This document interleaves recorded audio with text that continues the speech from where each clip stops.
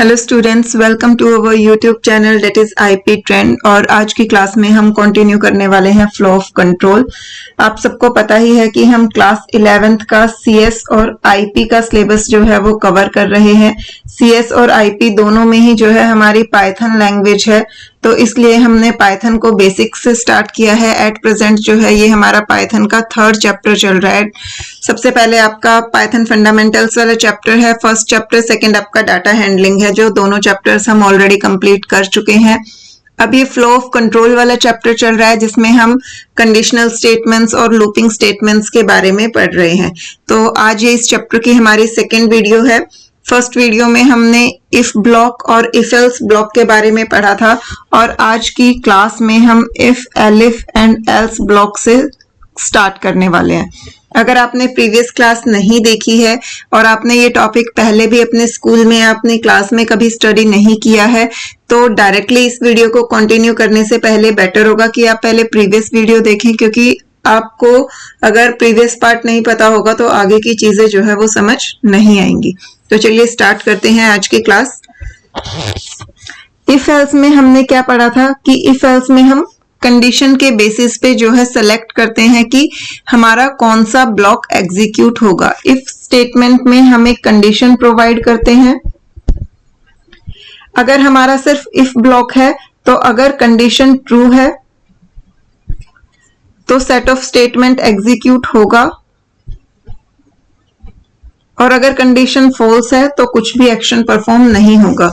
But if else वाले part में हम क्या करते थे कि हमारे पास सेम वही चीज की कंडीशन गिवन है, अगर कंडीशन ट्रू है तो एक ब्लॉक एग्जीक्यूट होगा, और अगर कंडीशन फॉल्स है तो उस केस में हमारे पास दूसरा सेट ऑफ स्टेटमेंट है वो एग्जीक्यूट होगा, और उसके बाद हम उस ब्लॉक से एग्जिट कर जाएंगे। तो वहां पे हमारे पास ट्रू और फॉल्स दोनों ही केसेस में जो है सेट ऑफ स्टेटमेंट्स थे जो हमें एग्जीक्यूट करने थे।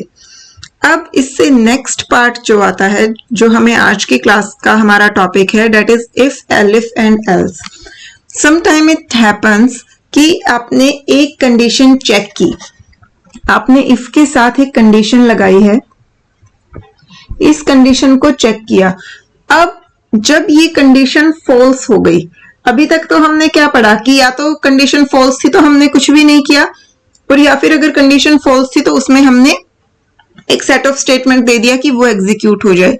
But it may be possible कि जब ये कंडीशन फॉल्स हो गई, जब हम एल्स पार्ट पर आए तो वहां पर हमें कोई और कंडीशन चेक करने की रिक्वायरमेंट हो। यानी कि अगर फर्स्ट कंडीशन ट्रू थी तो ये वाला ब्लॉक एग्जीक्यूट हो गया, लेकिन अगर फर्स्ट कंडीशन फॉल्स है तो उसमें ऐसा नहीं है कि फॉल्स होने के बाद हमें सीधा एक ही काम करना है। वहां पर इट मे बी पॉसिबल कि अगेन हमें एक कंडीशन चेक करनी पड़े, और अगर वो कंडीशन ट्रू है तो कुछ और काम करना हो, और फॉल्स है तो कुछ और। एग्जाम्पल की हेल्प से समझते हैं। जस्ट सपोज कि आपने क्रिकेट का एग्जाम्पल ले लीजिए। आपके पास एक बैट्समैन है,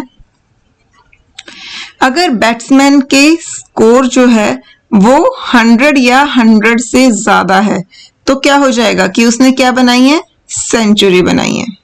ठीक है, तो ये पार्ट तो क्या हो गया कि अगर उसके 100 या 100 से ज्यादा मार्क्स हैं तो उसने सेंचुरी स्कोर की है। बट अगर ये कंडीशन फॉल्स है, यानी कि बैट्समैन का स्कोर जो है वो 100 या 100 से ज्यादा नहीं है, तो इसका क्या मतलब है? इससे हमें सिर्फ इतना पता चला ना कि उसके स्कोर 100 से ज्यादा नहीं है, लेकिन 100 से कम में कितना है ये तो हमें नहीं पता चला। इट मे बी कि उसने 50 स्कोर किया हो। Half century is also a big deal, और आपको जो है आपकी रिक्वायरमेंट ये है कि आप डिस्प्ले करवाएं कि जो आपका बैट्समैन है उसने सेंचुरी मारी है, हाफ सेंचुरी कंप्लीट की है, या फिर वो हाफ सेंचुरी भी कंप्लीट नहीं कर पाया है। आपको ये डिस्प्ले करवाना है। तो सेंचुरी का पता तो आपको इस कंडीशन से चल गया, लेकिन हाफ सेंचुरी कैसे पता चलेगी? सिर्फ इस कंडीशन के फॉल्स होने से तो आप ये डिसाइड नहीं कर पाओगे कि बैट्समैन ने हाफ सेंचुरी मारी है या नहीं मारी। तो यानी कि जब ये कंडीशन हमारी फॉल्स हो गई, उस सिचुएशन में आपको यहाँ पे ये चेक करना पड़ेगा कि क्या बैट्समैन ने हाफ सेंचुरी मारी है, यानी कि क्या बैट्समैन का जो स्कोर है वो 50 से ज्यादा है या फिर नहीं है। उस केस में हम क्या करेंगे, तो यहां पर इस तरीके का कंस्ट्रक्ट हमारा हो जाएगा, if runs greater than equal to 100, batsman scored century। ठीक है, else अगर ये कंडीशन फॉल्स हो गई तो हम else पे आते हैं, लेकिन else पार्ट में भी अब हमारे पास कंडीशन है, if runs greater than equal to 50, batsman scored half century.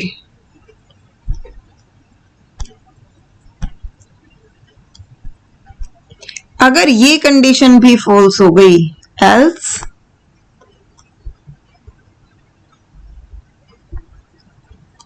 Batsman neither scored half century nor full century.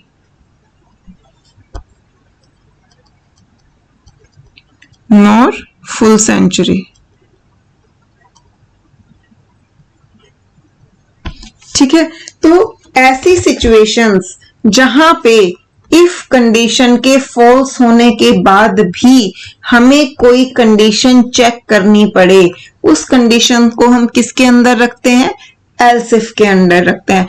और पाइथन में इस मैकेनिज्म को इंप्लीमेंट करने के लिए हमारे पास एक कीवर्ड होता है एलिफ।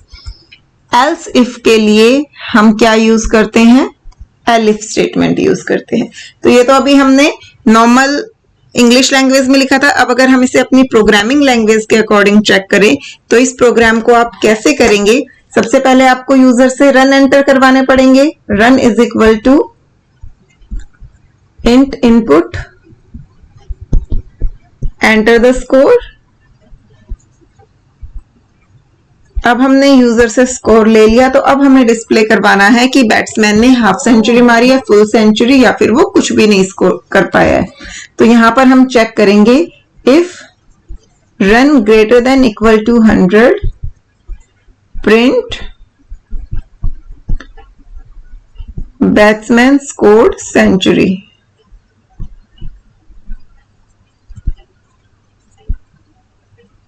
ठीक है, अब अगर ये कंडीशन फॉल्स हो गई तो हम क्या करेंगे, एलिफ। अगर इफ की कंडीशन फॉल्स होने के बाद भी हमें कोई कंडीशन चेक करनी है तो उसे हम मेंशन करेंगे एलिफ के अंदर, elif run greater than equal to 50। अगर रन जो है वो ग्रेटर देन इक्वल टू 50 है तो क्या हो जाए, print batsman scored half century. ठीक है, अगर ये कंडीशन भी फॉल्स हो गई तो इस केस में क्या होगा, print batsman neither scored full century neither scored century nor half century. अब यहां पर देखिए एक इंपॉर्टेंट एस्पेक्ट जो आता है जिसमें स्टूडेंट्स को मोस्ट ऑफ द टाइम जो है प्रॉब्लम होती है। काफी सारे स्टूडेंट ऐसे होते हैं जिन्हें ये चीज समझने में थोड़ी सा इश्यू आता है। अब यहां पर जब ये वाली स्टेटमेंट एग्जीक्यूट होगी, elif run greater than equal to 50, तो कुछ स्टूडेंट्स को ये डाउट होता है कि मैम मान लीजिए हमारा जो यूजर ने इनपुट करवाया, यूजर ने रन एंटर करवाए 110। ठीक है, तो जब हमारे पास 110 है, if run greater than equal to 100, ये कंडीशन ट्रू हो गई, यूजर को डिस्प्ले हो गया बैट्समैन स्कोर सेंचुरी।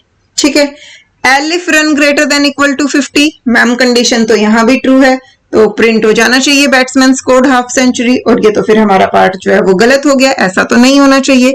तो यहां पर आपके लिए सबसे इंपॉर्टेंट चीज जो है समझने की वो ये है कि यहां पर ये जो एलिफ पार्ट होता है ये सिर्फ और सिर्फ तब एग्जीक्यूट होता है जब आपका इफ पार्ट जो है वो फेल हो जाता है।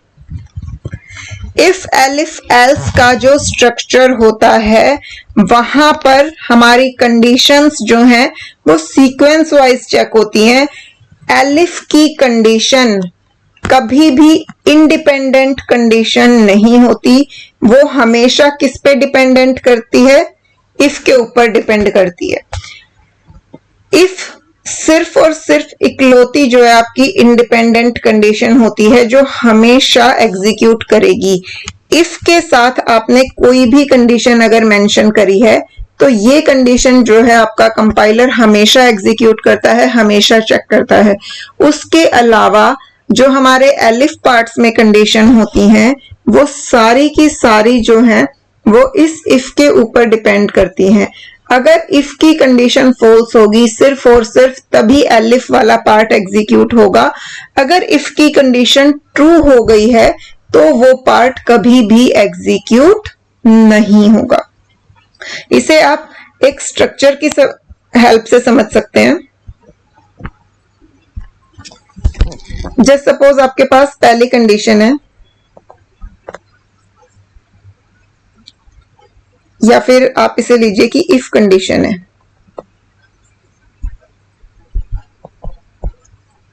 ठीक है, अगर इफ की कंडीशन ट्रू हो गई तो यहां पे एक सेट ऑफ स्टेटमेंट है वो एग्जीक्यूट होगा और आप सीधा प्रोग्राम से उस इफ एलिफ एल्स वाले कंस्ट्रक्ट से बाहर आ जाओगे। अगर ये कंडीशन फॉल्स हो गई तो आपकी जो एलिफ वाली कंडीशन होगी वो एग्जीक्यूट होगी। अगर एलिफ वाली कंडीशन ट्रू हो गई तो आपके पास एक सेट ऑफ स्टेटमेंट है वो एग्जीक्यूट होगा और उसे एग्जीक्यूट करके आप उस ब्लॉक से बाहर निकल जाओगे। अगर एलिफ भी फॉल्स हो गया तो उस केस में क्या होगा, आपका एल्स पार्ट एग्जीक्यूट होगा। और यहाँ पर एक चीज जो है और आपके समझने की है कि एलिफ जो है वो कितने भी हो सकते हैं आपके प्रोग्राम में। ऐसा जरूरी नहीं है कि आप सिर्फ एक ही एलिफ कंस्ट्रक्ट का यूज कर सकते हैं, आपके पास मल्टीपल भी हो सकते हैं कि अगर ये कंडीशन भी फॉल्स हो गई तो आपको दूसरी चेक करनी है, ये कंडीशन भी फॉल्स हो गई तो तीसरी चेक करनी है। तो जितने भी एलिफ हैं वो इसी तरीके से सीक्वेंस में चलते जाएंगे, लेकिन उनका एग्जीक्यूशन सिर्फ और सिर्फ कब होगा, जब पहले वाली कंडीशन फॉल्स होंगी। यानी कि इफ भी फॉल्स है और ऊपर वाला एलिफ भी फॉल्स है तभी वो इस पर आएगा, अदरवाइज तो वो अपना ब्लॉक एग्जीक्यूट करके बाहर निकल जाएगा। तो अगर ये एलिफ ट्रू हो गया तो ये ब्लॉक एग्जीक्यूट करके ब्लॉक से बाहर आ गए। अगर ये एलिफ भी फॉल्स हो गया तो जस्ट सपोज लास्ट में आपने एल्स पार्ट दिया हुआ है तो आपका एल्स पार्ट एग्जीक्यूट होगा और यहाँ पे अगर कुछ सेट ऑफ स्टेटमेंट है तो वो एग्जीक्यूट होके फिर आप प्रोग्राम से बाहर निकल जाओगे। तो इस तरीके से ये सीक्वेंस जो है वो चलती जाती है। तो यहाँ पे ये जो कंडीशंस होती हैं ये सिर्फ और सिर्फ तब चेक होती हैं जब इनसे ऊपर की कंडीशंस जो है वो फॉल्स हो चुकी हो। अगर ऊपर वाली कंडीशन ट्रू है तो इन कंडीशंस का एग्जीक्यूशन कभी होगा ही नहीं। तो इसलिए इस चीज को कभी भी लेकर कंफ्यूज मत होना कि यहाँ पर ये कंडीशन तो तब भी एग्जीक्यूट हो जाएगी जब ये ट्रू थी कि जिसके मार्क्स 50 से ज्यादा है, 100 से जिसके मार्क्स ज्यादा है उसके 50 से ज्यादा तो हमेशा ही रहेंगे, तो ये तो दोनों रन हो जाएंगी। ऐसा कभी नहीं होता है। अगर फर्स्ट कंडीशन ट्रू है तो फर्स्ट कंडीशन को एग्जीक्यूट करके ही वो ब्लॉक से बाहर आ जाएगा। वो सेकंड पार्ट पे आएगा ही सिर्फ और सिर्फ तब जब फर्स्ट पार्ट जो है वो फेल हो जाएगा। इसे समझने के लिए एक और एग्जाम्पल करते हैं। हम यूजर से किसी स्टूडेंट के मार्क्स जो हैं वो इनपुट करवाएंगे। Marks is equal to int input enter marks of a student.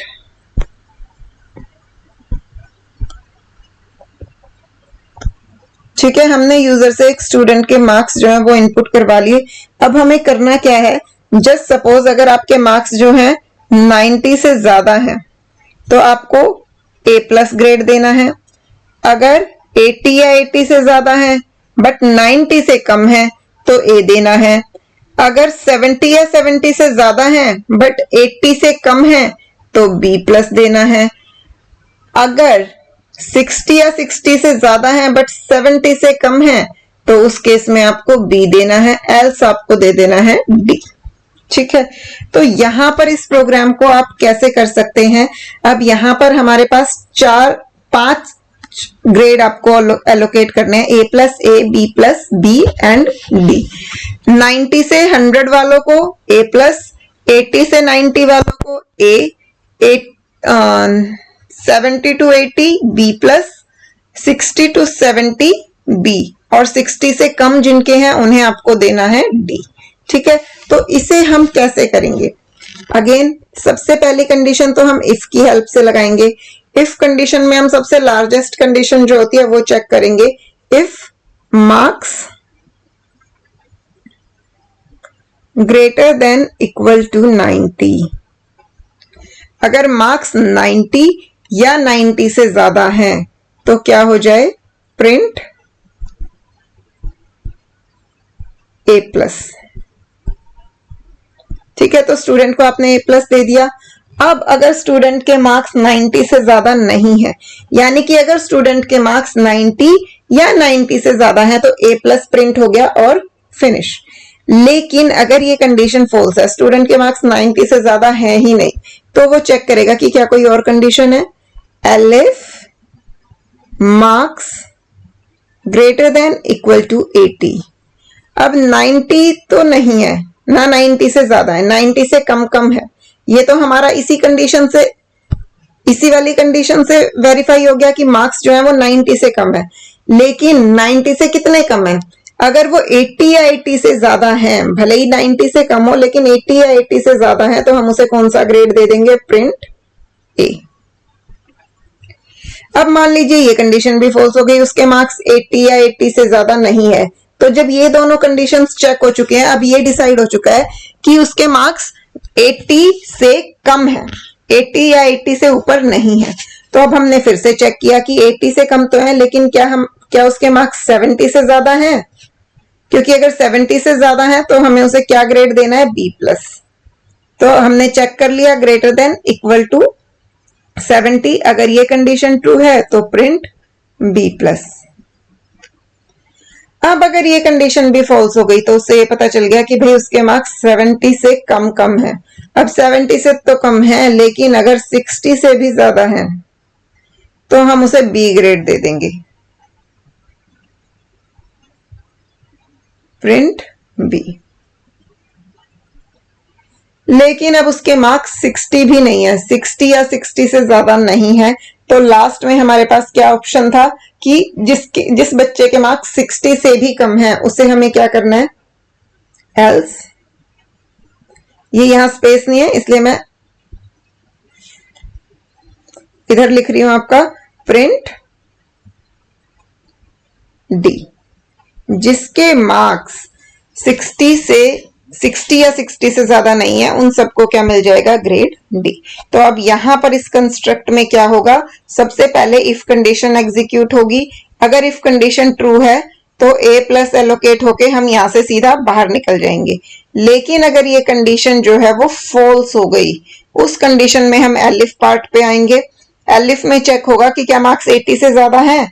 90 से तो ज्यादा नहीं थे, लेकिन क्या 80 से ज्यादा है? अगर 80 से ज्यादा है तो उसे ए ग्रेड दिया और हम यहां से बाहर निकल गए। लेकिन अगर ये कंडीशन भी फॉल्स हो गई, उसके मार्क्स 80 या 80 से ज्यादा भी नहीं है, तो नेक्स्ट कंडीशन पे आएगा एलिफ वाली। Elif marks greater than equal to 70। अगर उसके मार्क्स 70 या 70 से ज्यादा है तो उसे बी प्लस दिया और एग्जिट कर गए हम। लेकिन अगर ये कंडीशन भी फॉल्स हो गई, यानी कि उसके मार्क्स 70 या 70 से ज्यादा भी नहीं है, तो नेक्स्ट कंडीशन एग्जीक्यूट होगी। चेक किया कि क्या 60 या 60 से ज्यादा है? अगर है तो बी देकर एग्जिट कर गए, अगर नहीं तो हम लास्ट पार्ट पर आए। लास्ट में एल्स पार्ट था, कोई कंडीशन नहीं थी, तो यानी कि एल्स तो हमारा एग्जीक्यूट होगा ही होगा। तो हमने उसको डी ग्रेड दे दिया और फिर हमारा प्रोग्राम जो है वो पूरा हो गया। ठीक है, अब यहां पर एक चीज और समझिए। ये तो हमने पढ़ लिया इफ एलिफ एल्स वाला कंस्ट्रक्ट। ठीक है, इफ एलिफ एलिफ एलिफ। अब यहां पर कुछ स्टूडेंट्स क्या करते हैं कि एलिफ की जगह सीधा इफ कंडीशन लगा देते हैं कि कंडीशन ही तो लगानी है, कंडीशन चेक करनी है ना, तो इफ से लगाई या एलिफ से लगाई, बात तो एक ही है। अपनी तरफ से वो थोड़ा बहुत सोचते भी सही है कि भाई कंडीशन ही तो चेक करनी है। तो एक बार हम देखते हैं कि अगर हमने इन सारी कंडीशंस को इफ कंस्ट्रक्ट की हेल्प से लिख दिया तो उस केस में हमारा क्या होगा। सबसे पहली चीज, यूजर से मार्क्स इनपुट करवाने हैं, तो यूजर से मार्क्स इनपुट करवा लेंगे। Marks is equal to int input enter marks of the student.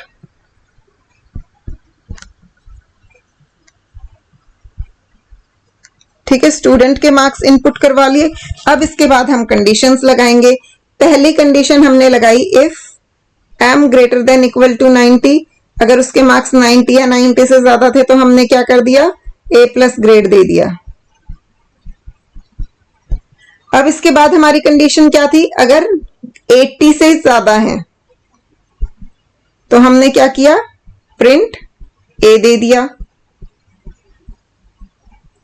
If m greater than equal to 70 तो उस केस में हमने क्या कर दिया, प्रिंट B+ दे दिया।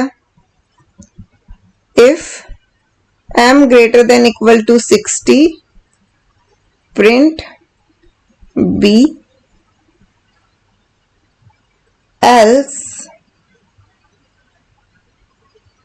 Print D। अब एक बार के लिए वीडियो को पॉज करके खुद से इस प्रोग्राम को एग्जीक्यूट करके देखिए और उसके बाद अपना आंसर मैच कीजिए कि क्या आपको ये चीजें समझ आई हैं या नहीं आई। इस प्रोग्राम को बहुत ध्यान से देखिएगा क्योंकि यहाँ पर आपकी कई सारी चीजें जो हैं इसमें हिडन है। तो इस प्रोग्राम का आउटपुट क्या आएगा, इसमें क्या क्या मिस्टेक्स हैं, क्यों ये हमारा सही प्रोग्राम नहीं है, तो इसे थोड़ा सा एक बार खुद से एनालाइज करने की कोशिश कीजिए।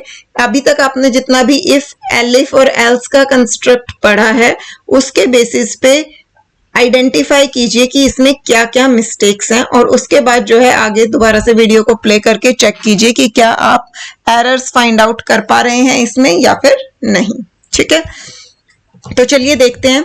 यहां पर देखिए, मैंने आपको एक चीज बताई थी कि इफ कंडीशन जो होती है वो कैसी कंडीशन होती है, इंडिपेंडेंट कंडीशन होती है। यानी कि इफ कंडीशन जो है वो हमेशा एग्जीक्यूट होती है इररिस्पेक्टिव ऑफ कि उसके आगे पीछे और क्या कंडीशंस थी। ठीक है, सबसे पहले इफ कंडीशन एग्जीक्यूट होगी ग्रेटर देन इक्वल टू 90। अब यहां पर इसे ड्राई रन करने के लिए हम यूजर से मार्क्स इनपुट करवा लेते हैं। सपोज यूजर ने मार्क्स एंटर किए 95। ठीक है, अब अगर उसने 95 एंटर किए हैं तो पहली कंडीशन ट्रू हो गई, 90 और 90 से ज्यादा है तो स्क्रीन पे क्या डिस्प्ले हो जाएगा, A+। अब उसके बाद जब नेक्स्ट पार्ट पे आए तो इफ कंडीशन थी और इफ कंडीशन तो इंडिपेंडेंट कंडीशन होती है। इफ कंडीशन तो हमारे प्रोग्राम में हमेशा एग्जीक्यूट होगी। एलिफ के लिए ये रिस्ट्रिक्शन थी कि वो सिर्फ और सिर्फ तब एग्जीक्यूट होगी जब आपकी इफ कंडीशन फॉल्स हो गई है। जो उसकी इमीडिएट इफ कंडीशन थी अगर वो फॉल्स हो गई है तभी वो एग्जीक्यूट होगी elif condition. But if condition तो इंडिपेंडेंट है, वो तो हमेशा एग्जीक्यूट होगी। तो भले ही ये कंडीशन आपकी ट्रू हो गई, A+ प्रिंट हो गया, लेकिन ये अलग से इंडिपेंडेंट कंडीशन है, ये भी चेक होगी। m greater than equal to 80 condition तो ट्रू है, मार्क्स 95 है तो 95 तो 80 और 80 से ज्यादा है तो उसे A ग्रेड भी मिल गया। फिर नेक्स्ट अगेन आपको इफ कंडीशन मिली, अगेन इंडिपेंडेंट कंडीशन है, चेक होगी, मार्क्स 70 से ज्यादा है, कंडीशन ट्रू है क्योंकि 95 is greater than equal to 70, उसे B+ ग्रेड भी मिल गया। इसके बाद अगेन आगे एक इफ कंडीशन मिली, वो कंडीशन भी ट्रू है, 95 is greater than equal to 60 तो उसे B ग्रेड भी मिल गया। और उसके बाद जो है हम यहां से एग्जिट कर गए। राइट, अब इस सिचुएशन में होगा क्या, यहां पर देखिए कि एक ही स्टूडेंट को 4-4 ग्रेड जो है आपके मिल गए। क्या ये आपका सही हुआ? नहीं हुआ। 4-4 ग्रेड जब उसे मिले हैं तो ये तो इनवैलिड हो गया क्योंकि एक स्टूडेंट को एक ही तो ग्रेड मिल सकता था। एक ही स्टूडेंट को कैसे A+, A, B+B सारे ग्रेड्स मिल सकते हैं? तो इसलिए यहां पर आप इफ कंडीशन को इस तरीके से नहीं लगा सकते क्योंकि इफ कंडीशंस जो होती हैं वो इंडिपेंडेंट कंडीशन होती हैं, वो हमेशा चेक होती हैं। तो इसलिए वहां पर जब आप कंडीशन लगाओगे तो आपको ध्यान रखना है कि आप बाकी एस्पेक्ट्स भी चेक करो। वो एलिफ वाला कंस्ट्रक्ट ही होता है जो हमें अलाउ करता है कि हम इफ कंडीशन के रिस्पेक्ट में कंडीशन लगा सके। यानी कि अगर हमारी पहली कंडीशन फॉल्स है और तब हमें आगे फर्दर कुछ और चेक करना है तो वो हम एलिफ की हेल्प से लगाते हैं, ना कि दोबारा से इफ की हेल्प से। अब यहाँ पे चलिए मैं आपको एक टास्क और देती हूँ। अगर आपको इसी सेम प्रोग्राम को इफ कंडीशन यूज करके ही करना है, मान लीजिए कुछ स्टूडेंट्स ऐसे हैं जिन्हें एलिफ समझ ही नहीं आया, पेपर में क्वेश्चन आ गया, अब आप चाहते हो कि मैं क्वेश्चन को ना छोड़ू, मैं एटलीस्ट क्वेश्चन को अटेम्प्ट तो करूं, 100% सही ना सही 90% तो सही हो मेरा या 50% तो सही हो, मैं कुछ तो करके हूं, मैं इफ कंडीशन लगा के अपना प्रोग्राम अटेम्प्ट करना चाहता हूं। तो आप इस प्रोग्राम को सिर्फ और सिर्फ इफ कंडीशन लगा के कैसे जो है राइट कर सकते हो, एक बार वो ट्राई करो कि आपका आउटपुट जो है वो सही रहे, जो आपकी रिक्वायरमेंट है प्रोग्राम की वो फुलफिल हो। ठीक है, तो चलिए देखिए उसके लिए आपको क्या करना पड़ेगा। सबसे पहली चीज तो आप यूजर से मार्क्स जो है वो इनपुट करवा लेंगे। ये स्टेटमेंट तो आपकी सेम ही रहेगी, यूजर से जो है मार्क्स हमने इनपुट करवा लिए। अब इसके बाद हमने इफ कंडीशन की हेल्प से जो है मार्क्स को चेक किया है, greater than equal to 90 first condition हमारी यहां भी जो है वो सेम रहेगी, प्रिंट A+। अब इसके बाद अगर आपको एलिफ कंडीशन लगानी नहीं आती लेकिन आपको पता है आप इफ कंडीशन लगा सकते हो, 90 से ज्यादा थे तो A+ दे दिया, लेकिन अगर उसके मार्क्स 90 से ज्यादा नहीं है तो आपको क्या चेक करना पड़ेगा, आपको ये चेक करना पड़ेगा कि क्या उसके मार्क्स 90 और 80 के बीच में हैं, तभी आपको ए ग्रेड देना है। अगर 80 और 90 के बीच में है तो 80 और 90 के बीच में है या नहीं है ये कैसे चेक करोगे, if m greater than equal to 80 and m less than 90। यहां पर आपको दो कंडीशंस ज्वाइन करनी पड़ेंगी कि मार्क्स 80 से तो ग्रेटर हैं लेकिन 90 से लेस भी हैं। उस केस में आप क्या करोगे, print A। Right, similarly next condition पे आओगे, if m greater than equal to 70 and less than 80 तो आपका क्या प्रिंट हो जाएगा, प्रिंट B+। अब अगर 80 से कम है लेकिन 60 से ज्यादा है, greater than equal to 60 and m less than 70, print B। अब यहां पर देखिए, यहां तक का तो मेरा प्रोग्राम हो गया, मैंने 4 बार इफ कंडीशन लगा दी। अब यूजुअली जो आप इसके बाद कर रहे थे कि अगर 60 से भी ग्रेटर नहीं है, 60 के इक्वल भी नहीं है, उस केस में आप डी एलोकेट कर दे रहे थे। तो आप कैसे लिखते थे, एल्स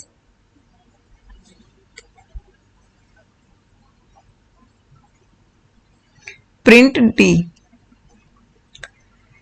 अब यहां पर देखिए, इतना प्रोग्राम तो मैंने आपको बता ही दिया कि ये प्रोग्राम जो है आपका इतना पार्ट सही है कि आपने 4 कंडीशंस लगा दी, क्योंकि इस बार आप बिटवीन चेक कर रहे हो।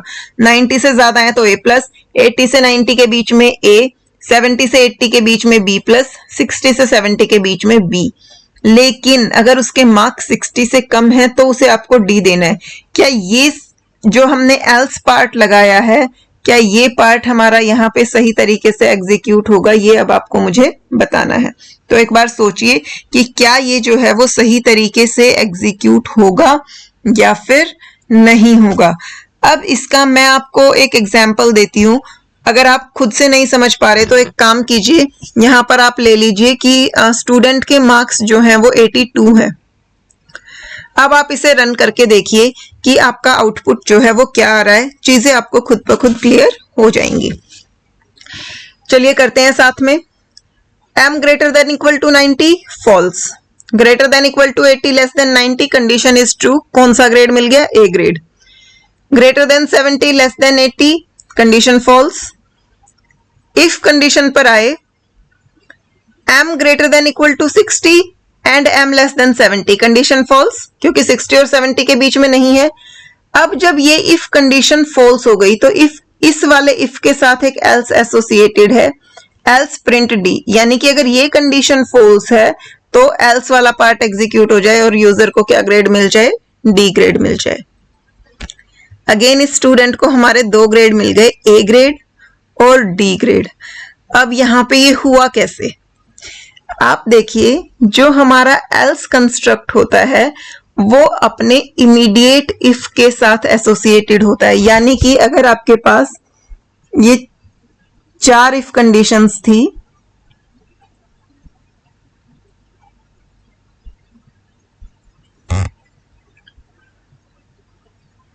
तो ये वाला एल्स जो है वो सिर्फ और सिर्फ किससे एसोसिएटेड होता है, इस वाले इफ से एसोसिएटेड होता है। इसका इन ऊपर वाले पार्ट से कोई लेना देना नहीं होता। हर else statement, not just else, elif और एल्स दोनों ही अपने इमीडिएट इफ के साथ एसोसिएटेड होती हैं, उससे बाहर वालों के साथ उसका कोई लेना देना नहीं होता। जब ये इफ कंडीशन एग्जीक्यूट हुई, ट्रू थी तो ठीक है, फॉल्स थी तो भी कुछ नहीं हुआ, क्योंकि नेक्स्ट आगे आपको अगेन एक इंडिविजुअल इफ कंडीशन मिल गई, तो ये पहले वाली का रोल वहीं खत्म हो गया, इसका पार्ट ही खत्म हो गया। इसके साथ ना कोई एलिफ है ना एल्स है, ये if condition stand alone condition थी, अकेली थी, खत्म हो गई। ये वाला इफ एग्जीक्यूट हुआ, ट्रू था तो इसका ब्लॉक एग्जीक्यूट हो गया, फॉल्स होने पे यहाँ पे हमें अगेन कोई एलिफ एल्स नहीं मिला, तो ये भी खत्म हो गई। जब ये वाली इफ कंडीशन मिली तो अगर ट्रू है तो एक ब्लॉक दिया हुआ है एग्जीक्यूट होने के लिए, और अगर ये फॉल्स है तो इसका एसोसिएटेड एल्स दिया हुआ है। तो ये वाला एल्स तब एग्जीक्यूट होगा जब आपकी ये इफ कंडीशन फॉल्स हो जाएगी, ऊपर वाली कंडीशन से इसका कोई लेना देना नहीं है। तो हर वो स्टूडेंट जिसके मार्क्स 60 से 70 के बीच में लाए नहीं करते, उन सबको डी ग्रेड भी अलॉट होगा इस प्रोग्राम को अगर आप एग्जीक्यूट करोगे तो अब हम इस प्रोग्राम को करेक्ट कैसे कर सकते हैं कि यहां पर हम इस तरीके से एल्स नहीं दे सकते। यहां पे आपको क्या करना पड़ेगा, एल्स की जगह आपको अगेन कंडीशन ही देनी पड़ेगी। तो यहां पे अगर 60 से 70 के बीच में था तो आपने ग्रेड दे दिया था प्रिंट बी। अब अगर 60 से 70 के बीच में भी नहीं है तो अगेन आप एक और इफ कंडीशन लगाओगे, इफ m लेस देन 60। अगर मार्क्स जो है वो 60 से भी कम है तो उस केस में आप क्या ग्रेड दे दोगे, डी ग्रेड दे दोगे। तो यहां आप एल्स कंडीशन ना लगा के, क्योंकि आपने सारी इंडिपेंडेंट कंडीशंस लगाई हैं, तो बाद में आप अपना कोई एलिफ या एल्स यूज ही मत करो। जितने प्रोग्राम में सिचुएशंस हैं उन सब के लिए अलग अलग कंडीशन ही लिखो, तभी आपका प्रोग्राम सक्सेसफुली रन होगा।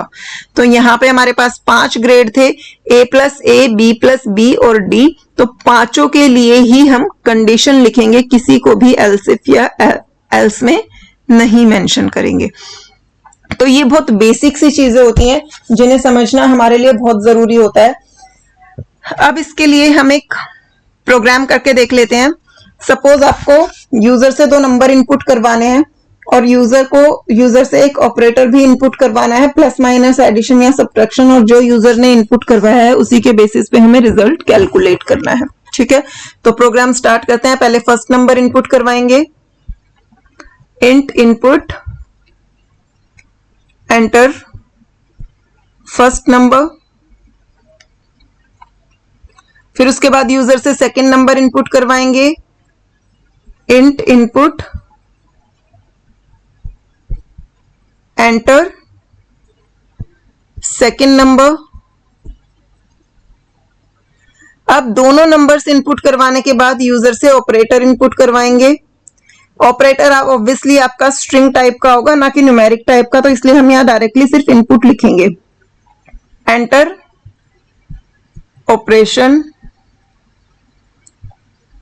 एंटर ऑपरेटर इधर प्लस माइनस मल्टीप्लीकेशन और डिवीजन। हम यूजर को सिर्फ यही 4 ऑप्शंस दे रहे हैं। ठीक है, अब हमने तीनों चीजें इनपुट ले ली। अब हम यहाँ पे चेक करेंगे, जो यूजर ने ऑपरेटर दिया होगा उसी के बेसिस पे हम अपना रिजल्ट कैलकुलेट करेंगे। एक वेरिएबल ले लेते हैं रिजल्ट, जिसमें हम स्टोर करवाएंगे रिजल्ट को, और इसे हम इनिशियलाइज करवा लेते हैं 0। अब हम ऑपरेटर से चेकिंग स्टार्ट करेंगे। अगर हमारा ऑपरेटर जो है वो प्लस ऑपरेटर है, if OP equal equal plus, equality check करने के लिए डबल इक्वल होता है, तो वो हम यहाँ पे करेंगे। ऑपरेटर इक्वल इक्वल प्लस है तो हम क्या करेंगे, r is equal to n1 plus n2। अगर ऐसा नहीं है, ऑपरेटर की वैल्यू प्लस नहीं है, पहली कंडीशन अगर फॉल्स हो गई है तो हमें आगे के ऑपरेटर्स चेक करने हैं, तो हम यहाँ क्या लगा लेंगे, elif operator equal equal minus, अगर वो माइनस है तो हम क्या करेंगे, R is equal to n1 minus n2। अगर माइनस भी नहीं है, ये कंडीशन भी फॉल्स हो गई, तो नेक्स्ट हम ऑपरेटर चेक कर लेंगे, elif operator equal equal asterisk. अब यहाँ देखिए हम एलिफ का यूज क्यों कर रहे हैं, क्योंकि अगर पहले वाले दोनों ऑपरेटर्स नहीं है तभी हमें आगे चेक करना है ना। अगर पहले वाले में से कोई भी ऑपरेटर मिल गया तो हमें आगे फर्दर चेक करने की जरूरत ही नहीं है, तो इसलिए हम यहाँ एलिफ कंस्ट्रक्ट का यूज करके कर रहे हैं। R is equal to n1 multiply by n2। अगर मल्टीप्लीकेशन भी नहीं डाला है यूजर ने, तो हम क्या चेक करेंगे, डिवीजन है या नहीं है, elif OP equal equal division operator. अगर ये कंडीशन ट्रू है तो R is equal to n1 divide by n2। अब अगर इन चारों में से ही कोई भी नहीं है, यानी कि ना प्लस है ना माइनस है ना मल्टीप्लिकेशन है डिवीजन है, तो हमने एल्स पार्ट में यूजर को मैसेज डिस्प्ले करवा दिया, एल्स प्रिंट इनवैलिड ऑपरेटर।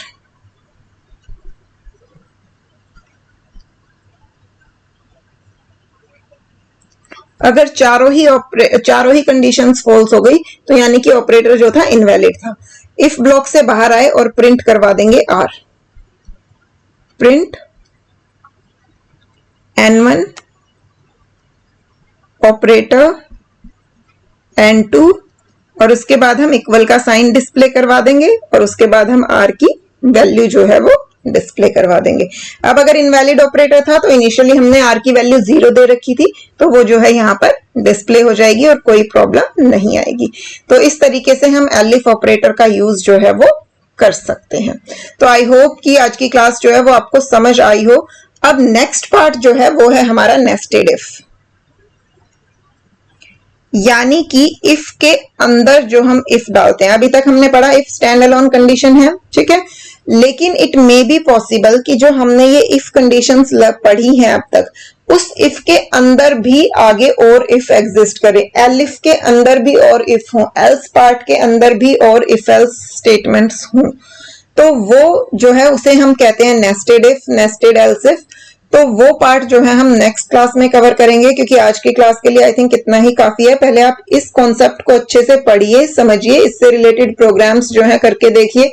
जो मैंने आपको यहाँ इस वीडियो में जो 1-2 प्रोग्राम्स करवाए हैं उन्हीं को आप अच्छे से एनालाइज कीजिए, अलग अलग तरीके से उन्हें करने की कोशिश कीजिए, ताकि आपको चीजें समझ आए कि किस तरीके से आपका क्या आउटपुट आएगा, क्या सिचुएशंस होती हैं, कहाँ पे आपको किस ऑपरेटर का किस कंडीशन का यूज करना है, किस कंस्ट्रक्ट का यूज करना है। अगर आपको कोई भी डाउट है या कोई भी पार्ट ऐसा है जो आपको नहीं समझ में आ रहा है या आपको कंफ्यूजन हो रही है या आप चाहते हैं कि मैं आपको दोबारा से समझाऊं, तो आप मुझे कमेंट सेक्शन में बता सकते हैं। I will try my best कि आपके सारे डाउट्स जो हैं वो क्लियर हो। मिड टर्म एग्जाम जो है वो आपके आने ही वाले हैं, I think with in 1 month mostly सभी स्टूडेंट्स के मिड टर्म एग्जाम जो है वो स्टार्ट हो चुके होंगे।